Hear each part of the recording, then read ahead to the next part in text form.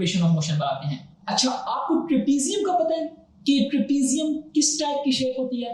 Yes, trapezium ऐसी shape है जो फोर साइडेड है, जिसमें दो लाइंस एक दूसरे के पैरेलल हैं एंड रिमेनिंग दो लाइंस पैरेलल नहीं होती। हम जब से इक्वेशंस ऑफ मोशन को स्टडी कर रहे हैं, हमने इसी ग्राफ को अंडर कंसिडरेशन लिया हुआ है। अगर आप इसको ऑब्जर्व करें तो ये भी एक्चुअली ट्रेपीजियम ही है, बट मैं आपको ये क्यों बता रहा हूं, क्योंकि आपने एरिया ऑफ द ट्रेपीजियम का फॉर्मूला याद रखना है जो इस इक्वेशन की डेरिवेशन को सॉल्व करने में हेल्प करेगा।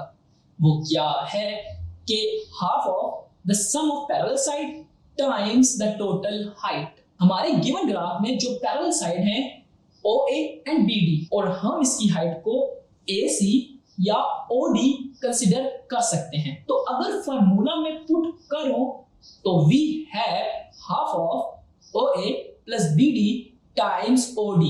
ये टू डिनोमिनेटर से शिफ्ट कर लेते हैं, ये टू डिनोमिनेटर से शिफ्ट होकर लेफ्ट साइड पर मल्टीप्लाई हो जाएगा एंड देन हम इक्वेशन के दोनों साइड्स पर स्लोप को मल्टीप्लाई कर लेंगे और values from the figure put करने के बाद we are come up with the third equation of motion जो है 2AS is equal to VF square minus VI square. हमें न्यूमेरिकल प्रॉब्लम्स में इन इक्वेशंस को यूज करना होगा, तो ये आपको तीनों इक्वेशंस याद रखनी है और समटाइम्स पेपर में इनकी डेरिवेशन भी आ जाती है, तो आपको इसके लिए भी डेरिवेशन याद रखनी है।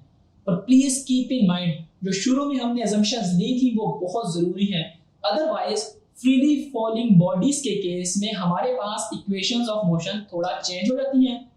हम उनको अपने नेक्स्ट टॉपिक में देखते हैं।